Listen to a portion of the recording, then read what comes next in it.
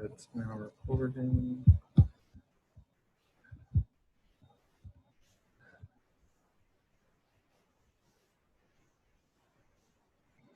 Okay, so the first question about what do I expect on the discussion board. So again, everything you submit in this class should be professional.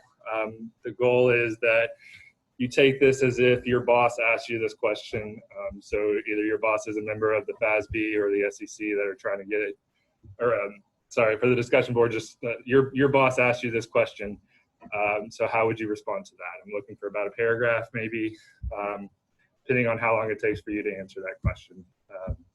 Each week you will want to source at least one article just to show me that you thought about this in a real life experience, and you need to be able to support your answer. So to do that, have one. Now, I'm not picky about where you link to. Come on in. Sorry, we just started, got a little started early. Whatever you decide to link to is fine, as long as you went out there and found an external source that supports whatever decision you're making in terms of that response. Okay. Any other overall questions, comments, suggestions about everything so far? Good, getting to see y'all in person for the first time. Everybody's excited, having fun. All right, so one overall comment on the team project. So by now, your teams are all agreed on. What asset you have is now agreed on. So I don't plan to spend any more class time discussing about your group projects up until the time that we get to that midterm week where you submit your draft, and then the Thanksgiving week where you submit the final. That's going to be more independent. I want to see how you function as a group with little direct oversight. So that's kind of the goal. That being said, with some of the feedback I've received, I will give every team one 30-minute Zoom call with me at any point during the semester. So you can decide, do you want it now to go over your preliminary? Do you want it when you're closer to the rough draft? Maybe afterwards, closer to the final. Each team gets one 30-minute Zoom session. Just send me a calendar invite. That makes sense? But when I submit next week's assignments, I'll include the draft. The rubric will be up on what you're supposed to be, what I'm grading on when you submit that draft. So that can kind of give you a help. Right now, you should be in the preliminary research phase. So you each have an asset. Start looking at what's important about that asset. What are some of the nuances? What does GAAP say about it? What does IFRS say about it? Now, each of your topics are very broad. So the goal is this week, next week, to kind of hone in on one particular issue related to that asset. Because otherwise the presentation is going to be a lot bigger than it needs to be. So just one particular issue that has some interesting debate about it. Does that make sense? All right, the second overall comment, based on some feedback and some comments, I just wanted to kind of clarify how this class is going to go and kind of what you've signed up for. So this is only my first residential semester. The first semester I taught was online. That was more of an instructor. I was there to just make sure everybody checked the box. This is a residential here. You made the purpose to come into here, and what you're getting is me. So my goal is to be a little bit more direct, to give you a little bit more insight into that.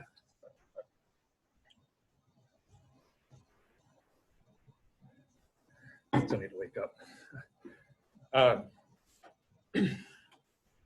And because I'm an adjunct professor, my priority is going to be a little bit different than others professors. So for me, if you only get one thing out of this course, is that by the time you're finished with this course, you have a picture in your head as clear as this. This is me 2.5 years after I got my degree. And the goal is that you have some picture in your mind about, after you get your degree, what is it you want to do? Who are going to be your customers? Who's going to be your boss? Who's the people that are around you? What's going to be 5-10 years like? Okay, so that's the goal as an adjunct professor, what you're getting out of me. And so this discussion is going to be a little bit more of a hands-on we're going to talk about the issues more than just me repeating the facts. Okay.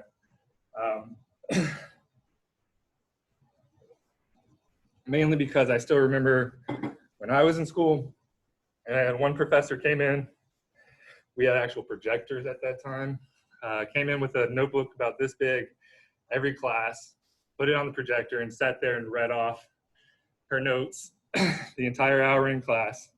And her notes were basically just definitions in the book. The only thing I can remember from that class is that jolt of fear you get when you catch yourself sleeping in a class. So to me, that wasn't productive. So that's not what I'm going to be doing here. That being said, you are my customers. So if my assumptions are wrong, if you signed up for this class for some other reason, I need that feedback now. Don't wait till the end. Okay, so I can adapt and change and go from there. Any questions, comments, feedback? Everybody good to go?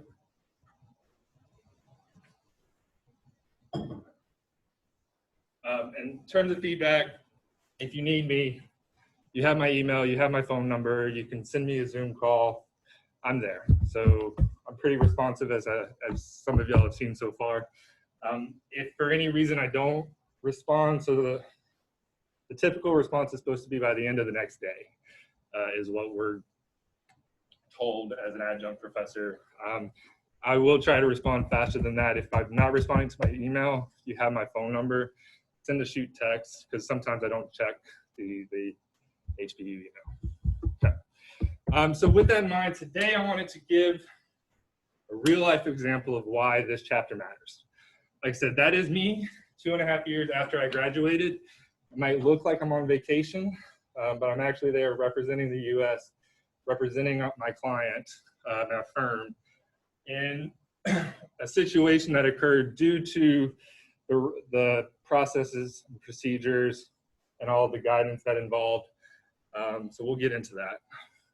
These slides are not on the board because I don't really expect this to be part of the test. This is more just a way for you to get a little bit more excited about what this, because I know it's kind of hard to understand and see it until you actually experience it and what it can mean. That being said, I am going to have to go into a little bit more detail so you understand the story. But again, the details aren't really important. It's just to get you to understand what happened. So the people involved, again, this was 2013. I had just become senior in this picture. I had started this client 1.5 years before then while I was still an associate. At the time, we were still kind of reeling from the 2008 recession. It takes a lot of time between when an economic event occurs, policies and procedures are created to respond to that event, and then it gets implemented and all that. So you can see in 2013, we were still kind of reeling under the pressures that caused from the 2008. And what happened was basically just a loss of overall confidence from investors. So you have investors really calling the Congress, calling the government saying, hey, we need to be able to trust these numbers a little bit more. The SEC, which is the one who's overseeing that, applied pressure to the FASB and the PCAOB to kind of update their standards and procedures. And again, where most of the discussion ended up being around is on these long-term projects, because of the fact that the ending project might be 3, 5, 10 years out. The question is, how do you accurately represent your progress and recognize the revenue over the life of that? And because there was a future aspect to it, there's an inherent uncertainty.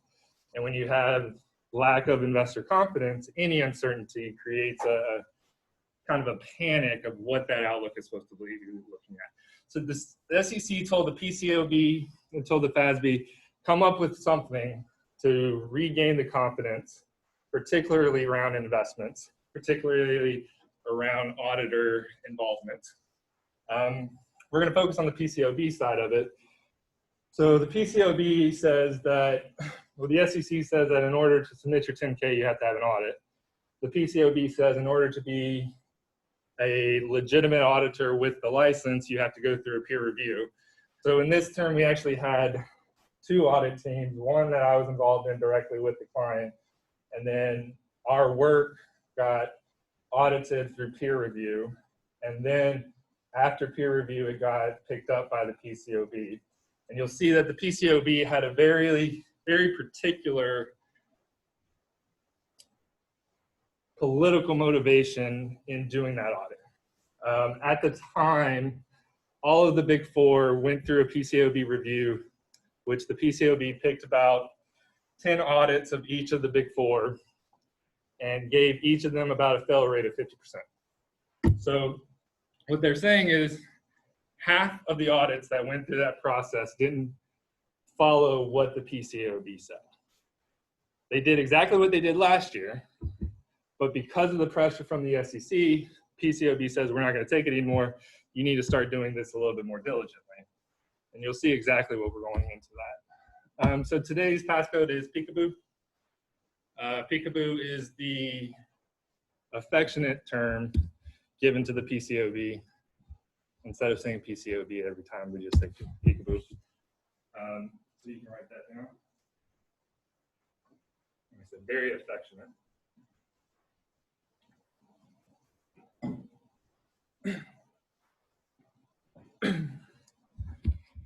All right, so with the client itself, has anybody ever seen the breaker on your own house? Power went out, you gotta go flip the switch.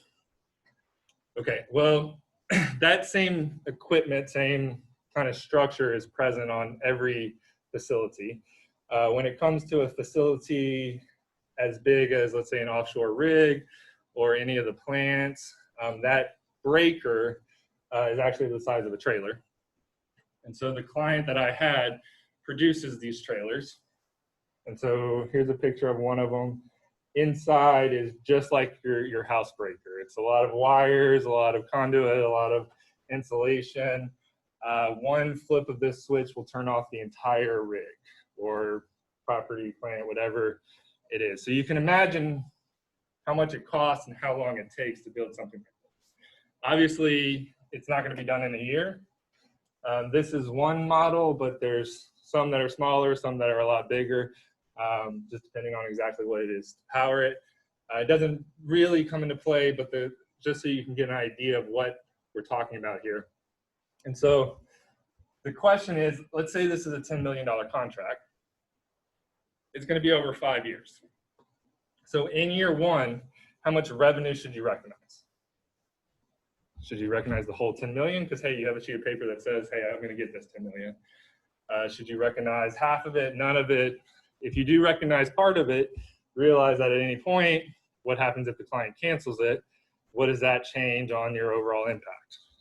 Okay. So we have some literature involved. Again, we're not going to go into the main specifics of this, but just to kind of give you an idea of when you're reading, it's a lot of alphabet soup, but at the end of the day, these people came out with this long guidance on exactly how do we treat these situations. Okay, so ASC 802 revenue recognition is what the FASB said, this is how you're supposed to treat it. And then the PCOB came in with AS 2501, auditing accounting estimates, and said, if you have an accounting estimate that materially impacts the financial statements, this is how you go about auditing it.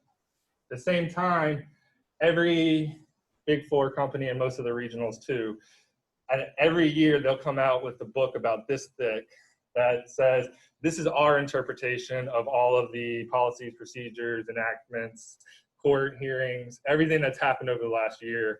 Here's our update of it. And if you're in the Big Four or any regional, every year you'll take a week of training where everybody at your level goes to a hotel, stays there for the entire week, and basically goes through that textbook. So that way, when they send you out to your audit, you're familiar with the new guidance, right? You thought you were done with school when you get your degree, and then it's always going on.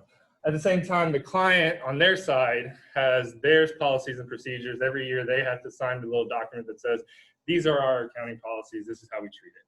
So you can see just kind of an idea of how much paperwork is involved, how much guidance is there. And again, at this point, it was a lot harder to go out and get. That's why they came out with these books and stuff.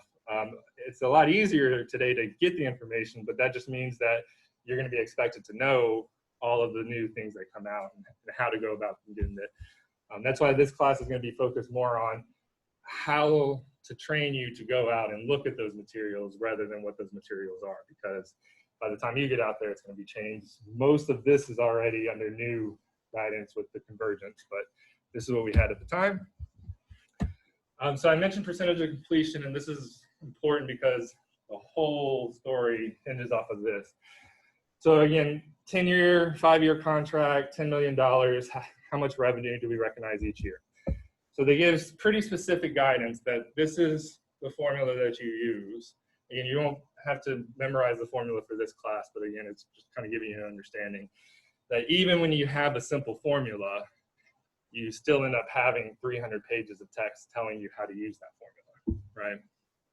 So that formula for percentage of completion, we say, well, take how much costs today, because we know what costs are. You paid out vendors, you paid out employees, however much cost you have up to this point, you're going to get a percent compared to how much your total cost of completion is. So this is requiring clients to know today how much cost over the next 10 years they're going to incur to produce this widget, produce this trailer, produce whatever it is under contract. Once you have this number, you just take that number divided by this number times what your total contract value is. It seems pretty simple, right? So this story focuses in right here, total estimated costs. But no, we're also worried about, well, how do you define total cost incurred? One of the ways that this whole rule was circumvented, and why it was such a big deal is because imagine a 10-year contract for a railroad. This company is under contract to build the railroad from Florida to California. It's going to take 10 years. Well, in order to get the right revenue and all that, they go out on day one and they purchase all of the materials it's going to take to produce all of the entire railroad on day one. That's probably 80% of your cost right there is in just materials, right? On the concrete and all that. So on day one, they were doing this, keeping that inventory in a warehouse, and then you end up having 80% of your revenue recognized on day one. Not exactly what we wanted to do. So there is guidance on exactly when do you incur the cost. Contract value is another one under debate, because what is a contract? I have one piece of paper that says this is the scope of the work, this is how much I'm going to pay you to do. That's what the vice president of my customer signed. But then I had the project manager at the project realizing that they forgot this one design. We're halfway through the project and we realize if we don't change this design, the whole thing won't work. Well, as a producer, you're going to want to go in there and make it right to where they get the final product, but realize there's additional costs involved with that. You're going to want additional revenue. Did the vice president sign off on that? Did we have some purchase order that says that there's a legal liability representing that? Can we include that change order in the total? So you can see it can get complicated pretty quick. Estimated cost of completion. So what do you think the chances are that on day one of this project, I know what the total cost of the 10-year project is going to be? High, medium, low, anybody want to guess? Well, answer is it depends. If I have a project manager that's been doing this for 20 years, and he's gone through every year gone through a similar project, I'm going to have a little bit higher confidence in that estimate than a day one journeyman that's never seen a hammer before, right? So that's the kind of goal, and that's what the PCAOB came in and said, we're going to tell you exactly how to audit that estimate. Okay. So here I am, a second-year associate.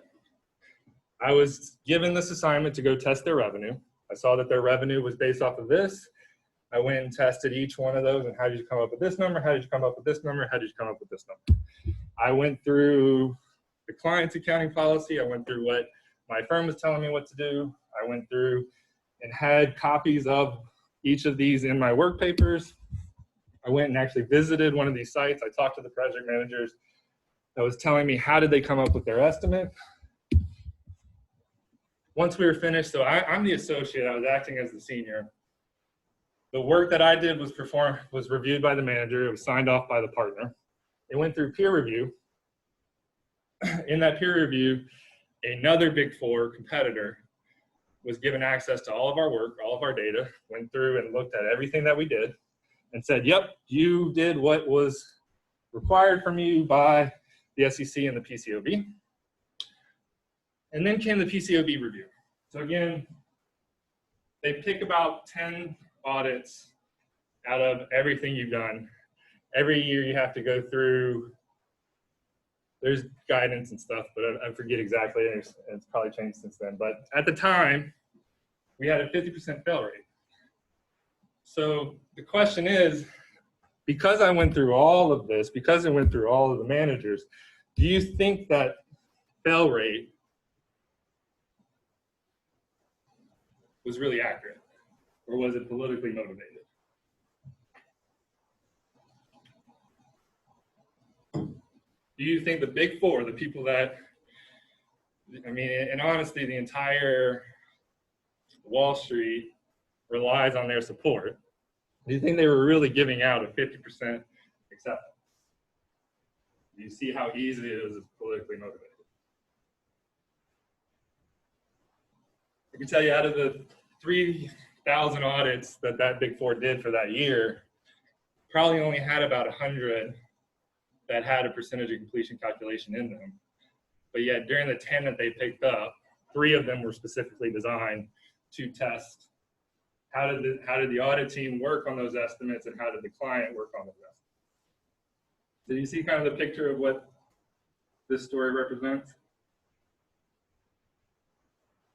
Pretty quiet. Any comments? What do you think you would have done in that situation?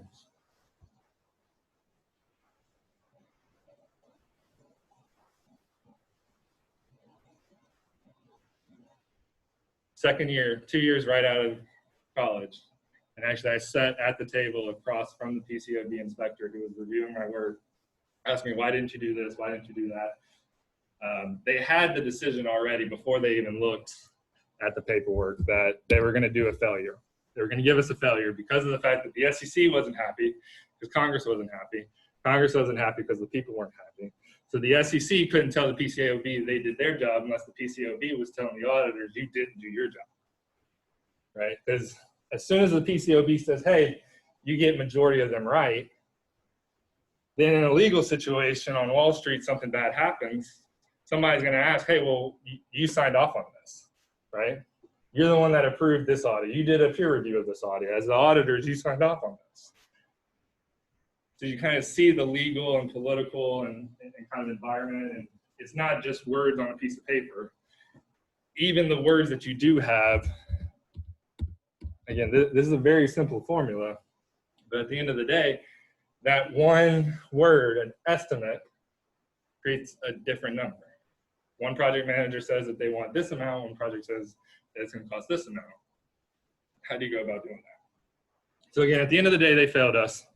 They told us why we failed. And for the next year, I had to go around. I went to England and Canada, a few other spots in the US.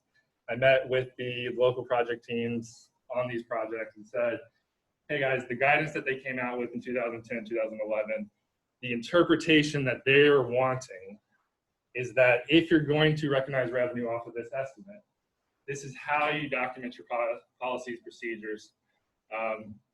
Nowadays, it's a lot more in depth, the details and the commentary and the examples that they provide. Most of the fact because the PCOB went through my audit. You won't see my name on it. It's not that much of a correlation, but the PCOB had an answer that they needed to give. They chose our audit to make an example of that. Once they failed us, they gave us, here are all the reasons why we're failing you. Then they published that in a newsletter that went out to everybody. And so then the next year, the Big Four was able to revise their standards and say, now if you're going to go out and test this, these are the things that you now need. And so there's now templates, examples, guidance, all that. But That's based off of the issue that was there when I was there. When you're into this position, there's going to be another issue. This stuff is going to be easy because you have all of that history now. And there's going to be another debate. And again, those are the debates that we talked about last, the current issues. Those are going to be the things that are on discussions. So yeah, is that helpful? Interesting? Pretty quiet? See some nods, still awake? So, like, all of us get like compensation. You said there was like a different like experience in terms of family. So, like, would it not help that you already have 80% of your costs taken care of the first day, or does that help at all? Or does it impact it? Yeah, so again, this is going into the details. So one, what they closed off that loophole and said that in order for the cost to have been incurred, it needs to have been effectively delivered to the site and used in production. So if they went out and just bought all of their inventory, then they could just put it in a warehouse. It wouldn't count towards this until they actually bring it out of the warehouse, put it onto the track. So you don't actually have 80% of your cost anymore. But yeah, so that's how we go about testing this estimate, is that we want to see a full-blown detailed report that says we're going to spend $20,000 in labor. That labor is going to be $20 an hour for these 10 employees that are going to be doing 40 hours a week during these time periods. We're going to want to see it's your materials that go up to this amount. We're using this cost for that material because every time we go to Lowe's, it's $1 a nail, and we're going to use 100 nails for that. So it's, yeah, so that's part of it, is in detailing this. But we, again, the journeyman's going to still, even under that detailed template, the journeyman's going to come up with a different answer than your experienced project manager, because the experienced project manager has been to an end of the project and realized that the sales team says that it only takes 5 nails, but I've been on the site, I've been there, I've nailed it in, and it takes 10. You know, the sales team's always going to want to get that number to the client, because the client's going to ask you, how much is it going to cost you? And I'm going to give you 5% margin on it. You know, when you're talking about $1 billion project, Exxon knows where every dollar is going into. But the question is, who presented that? And then what is their track record? So as an auditor, that's what we had to add to our testing, was going through and saying, this estimate at the end of the day was signed off by this employee. That employee has this much years of experience. They've gone and done this much projects before. This project is exactly like these other projects. We've compared the total cost of this project to the total cost of those projects. We've seen that on day one of Project X that they did 10 years ago, their estimate of completion was $500,000. When they finished it just now, it came in at $510,000. 10% difference, or 2% difference. We'll say that that's within a material range. These have a significant likelihood of knowing what your total cost is going to be. On the contrary, we go through each meeting, and that was another thing, is documenting discussions and meetings. We want to see that you had a meeting prior to you reporting these numbers. At the meeting, you had the project manager who's seen this day in and day out, the directors who have seen this year in and year out, at the meeting asking these questions. This is what they asked about. This is how they got insight to the status of the project. We noted that during this meeting at the beginning of the day, we said the project was 25% complete. The director said, that's ridiculous. You're nowhere near that. I've seen it before. You're probably about 15% complete. That meeting was held on September 1st. September 3rd, they reran the numbers and they came out to an 18% complete. We had a difference of this 7% that was verified because of that meeting. And we want to see that documentation. We want to see how a meeting who was there by these people impacted those numbers. What you can see is a lot of detail, and now is in as an example of how to audit accounting estimates. But again, at this time, we maybe had a 2-paragraph that said, if you're auditing an estimate, you need to go in there and do 2, 3, check the boxes. You know, there wasn't that much because we just didn't have that oversight, you know. So again, all of these process procedures, guidance, documentation, it evolves based off of the pressure that comes from the SEC through Congress, through your investors. So calling your congressman makes a difference. It gave me a lot more work, and it gave me an all expense paid trip around the world.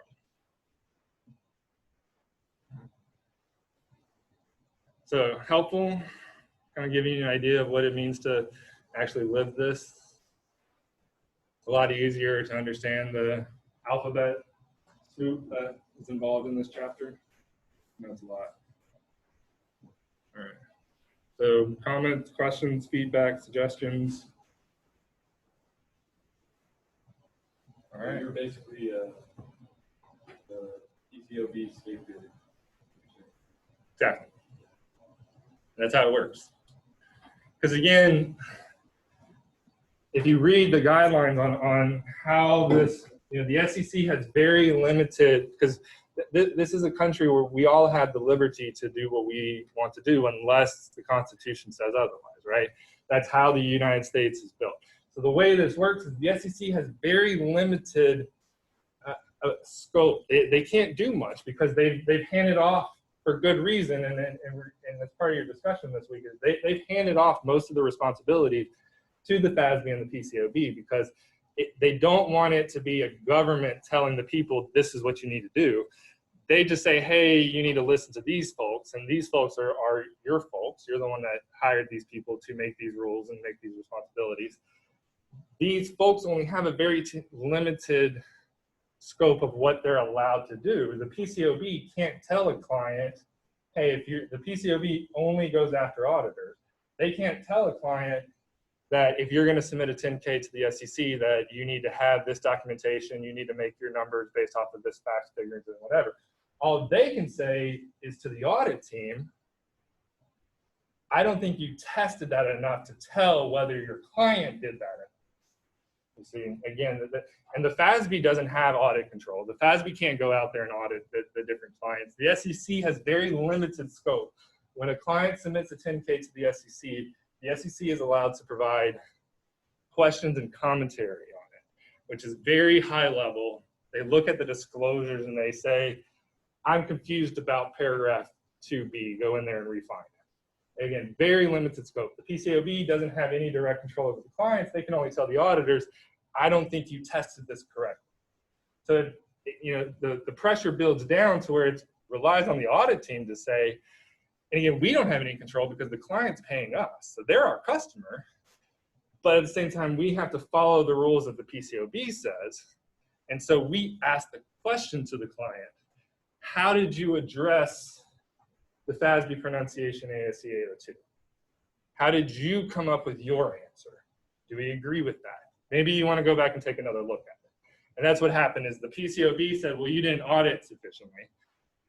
We said, well, we did what we could do based off of what the client gave us. And so they sent me on the trip to go talk to each of the managers at these sites and say, hey, you're not going to be able to recognize revenue unless you documented how important these meetings are, what change occurred in the actual numbers as a result of this meeting. Because if you had 10 guys in the room talking about the project, but not one change happened on this estimate, well, then what were those guys talking about in that room? If it didn't result in a change of this calculation, how do I know you actually talked about it, right? So, adding minutes to your meetings to go over, this project was discussed, this was the original estimate, we added this much to it because labor is coming in more. We thought we were paying $20 an hour. They said it was a specific type of project now, and now we need to pay somebody $30 an hour. So we revised the estimate based off of that. We need those details so we have a documentation.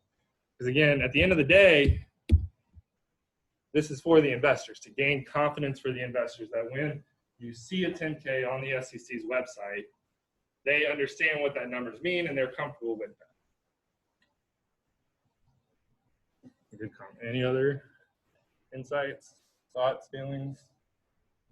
Anybody want to be part of the PCOB one day? Anybody thinking Big Four? Anybody scared and say, I don't want any of that?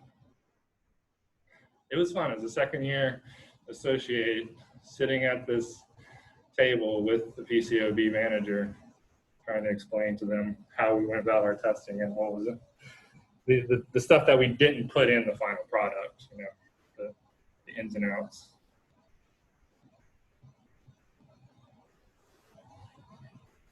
Okay, well, that's all I got. So questions dismissed. I'll stay up here. If y'all have any other questions, again, I welcome feedback.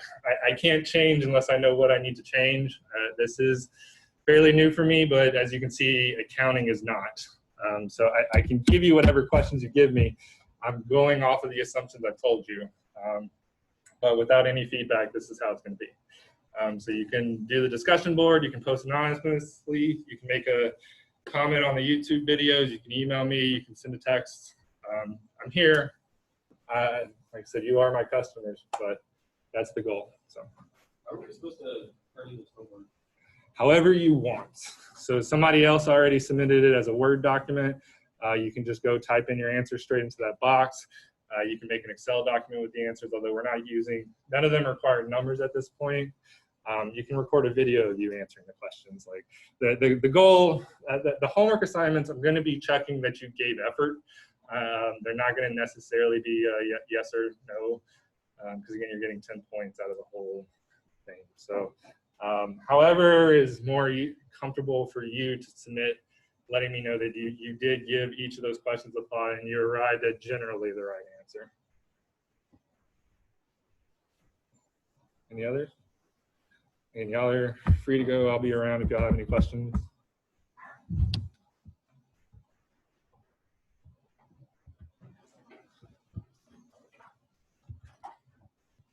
Danielle, right?